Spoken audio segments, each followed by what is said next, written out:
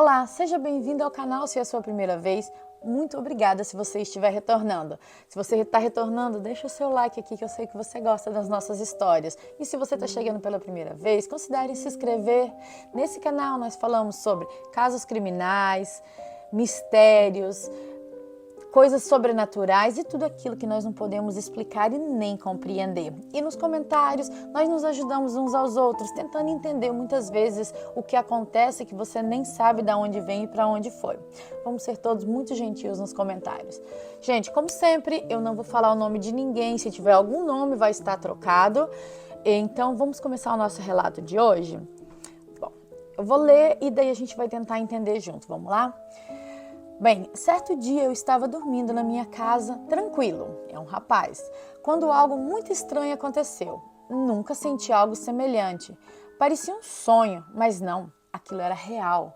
Naquela noite, um pouco antes do meu pai apagar todas as luzes da casa, e como de costume, ele só deixou uma luz acesa na frente da nossa casa, que era bem fraquinha para quebrar a escuridão total, né? Passou-se uns minutos, de repente, enquanto o sono chegava e os olhos fechavam lentamente pesados de sono, sentia minha coberta deslizando pelo meu corpo lentamente, como se estivesse encurtando. Mas não, alguém estava brincando comigo. Pensava eu, enquanto ia buscar a coberta no chão, pois isso foi se repetindo por várias noites. E eu sempre tinha que me levantar para apanhar a coberta do chão. Nossa, gente, que coisa, né? Pegando a coberta assim e ele tinha que levantar e pegar, mas era uma coisa que ele achava que era uma brincadeira. Você escreve muito bem, obrigada pelo relato. Olha, o detalhe, eu dormia numa beliche e dormia na parte de cima. Nossa, ainda é pior ter que descer. Nossa, que medo. Isso foi me incomodando, pois tornou-se frequente, ao ponto de eu me levantar e chamar a atenção dos meus irmãos que dormiam no mesmo quarto que eu. Nossa, e eles sempre me respondiam com raiva: vai dormir, para de inventar besteira, barriga de lombriga, falou um deles que gostava de apelidar a gente. É que realmente, né, se acontecer uma coisa assim, a gente vai pensar que é a outra pessoa, mas não era, você não tinha prestado atenção ainda. Só que eu tinha quase certeza que era meu irmão aprontando, pois eu era o caçula e sempre caía nas brincadeiras e pegadinhas dele, que ele fazia com meus primos também. Passaram os dias. Uma vez no café da manhã, resolvi falar para minha mãe que os meninos estavam puxando minha coberta de noite. E isso já estava me deixando chateado. Mas, na verdade, eu estava ficando com muito medo. Não é para menos, né, gente? Uma criança puxando a coberta, nossa, demorou muito ainda para falar, eu acho. Eu tinha falado antes. E eu estava ficando apavorado. Minha mãe logo chamou a atenção deles e meu irmão do meio respondeu com raiva, negando tê-lo feito tal coisa. Da mesma forma, o meu irmão mais velho. Minha mãe me pediu para chamar ela quando isso acontecesse de novo.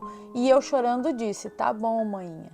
Gente, mas aí você ainda ficou com mais medo, porque os meninos não assumiram. Então eu acredito que é muito pior ainda.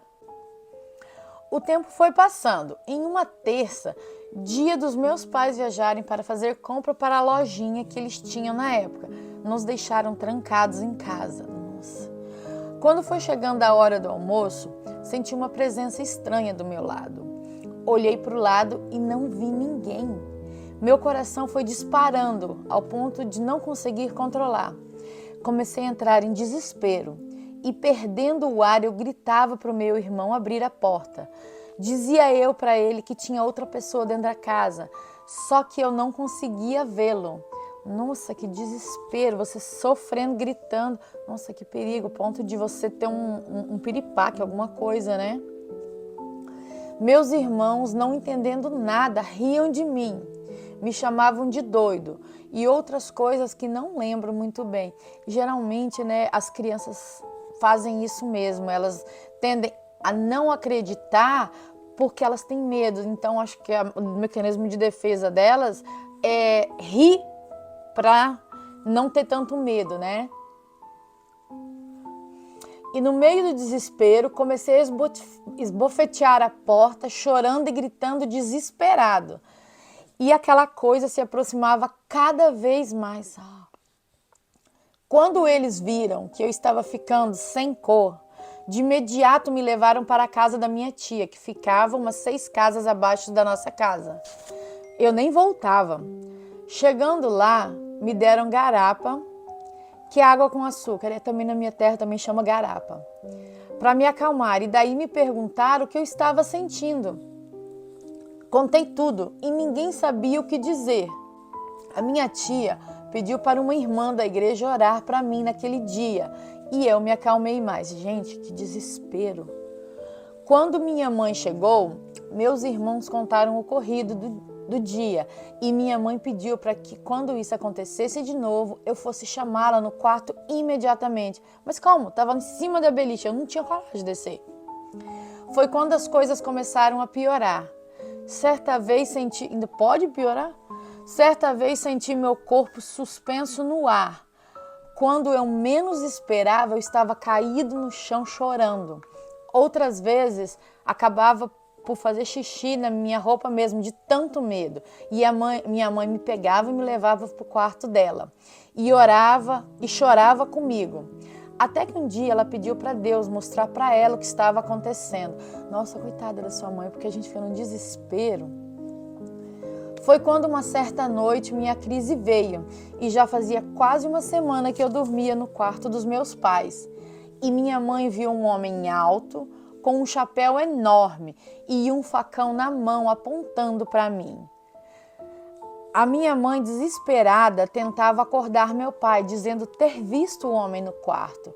E naquela noite meu pai procurou esse homem por toda a casa e eu não o vi jamais depois desse dia. Graças a Deus ele não apareceu e Deus abençoe que não apareça. Esse é o resumo do que aconteceu, espero que vocês gostem. Gente, essa é a história dele e eu já vi outros relatos desse homem. O seu relato foi muito impressionante e eu acredito que você tenha ficado com muito, mas muito medo mesmo. Porque o seu relato é o relato de mais de outras 1.000 pessoas, 10.000 pessoas. Porque esse homem que você viu, essa figura, ele é real.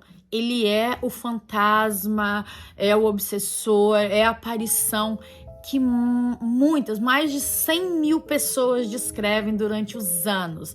Desde que está sendo pesquisado, é a mesma aparição que todos têm.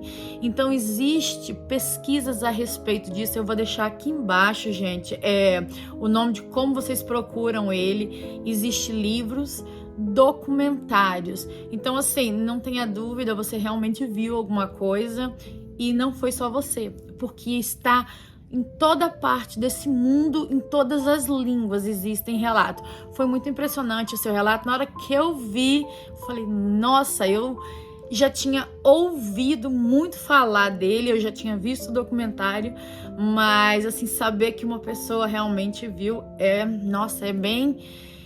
bem assustador. E eu espero que você não veja mais, porque é bem desesperador para todas as pessoas que o viram. Existem muitas e muitas entrevistas disponíveis. Eu vou colocar um documentário aqui para vocês darem uma olhada. E obrigada pelo seu relato. E vamos orar, né? Porque Deus protege a gente do mesmo jeito que a sua mãe orou para você e te protegeu. Nós todos vamos ficar protegidos do Black Hat Man com oração, gente. Seja gentis nos comentários e obrigada por ficar até no final.